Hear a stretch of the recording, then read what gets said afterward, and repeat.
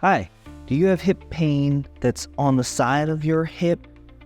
Maybe you might feel a little bit of tenderness when you press directly on the side. You might also feel like it's squishier than the other side. If that's you, you probably are dealing with something called hip bursitis. Maybe you went to the doctor and the doctor also diagnosed you with hip bursitis. If you're dealing with this, give these exercises a try. We think these will help you.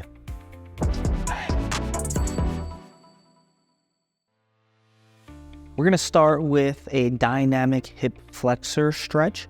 So we're going to start in the half kneeling position, and the hip we're trying to stretch, that leg is in the back. Okay. So for me, I'm doing the right side. So we're going to start hand here supported a little bit. For balance, we're going to engage this left glute before we start. So we're going to squeeze the butt cheek of the back leg. And then what we're going to do, we're going to shift our weight forward here. And we're going to feel a stretch through the front here. We're going to count to 5. Then we're going to rock back closed. And then we're going to rock forward again. We're going to count to 5. Keeping the butt engaged. Then we're going to rock back. And each time we're trying to get a little bit further and a little bit further. We're going to do this for 12 to 15 reps on each side. Next, we're going to do a release of some of the tissue surrounding the hip that's causing some of the tension relationship that's happening, causing that bursa to get inflamed. So the main points here is finding where that bursa is. If you kind of feel around, you'll feel it soft and squishy a little bit, or you're going to feel a really tender spot. And if you press deeper, you're going to feel a bone there. Because there's not a lot of muscle tissue that covers that, you'll be able to feel it.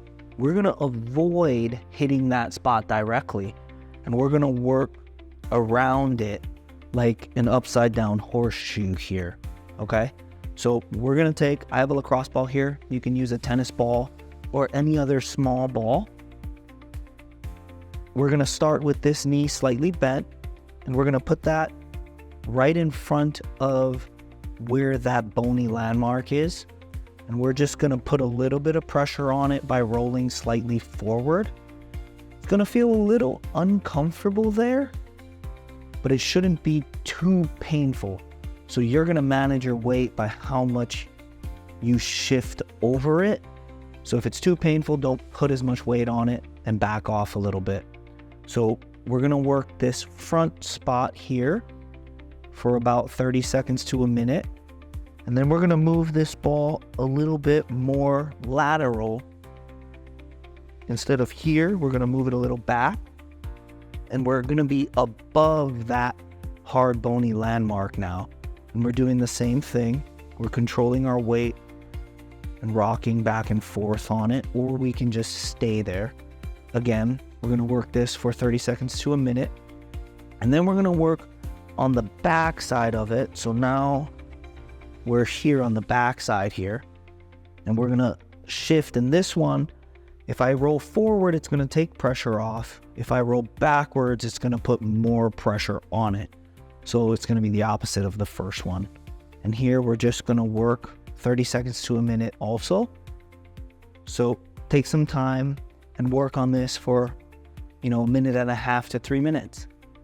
The next exercise we're going to do is a modified side plank. We're just trying to get a little more lateral and posterior strength and stability of that hip. So we're going to start on our side here on our knees. We're starting with our hips closed. What we're going to do is we're going to brace our belly.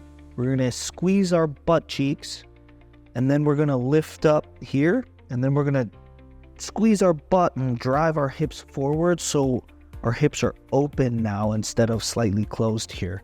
So we're up, we're opening, we're holding for 10 seconds.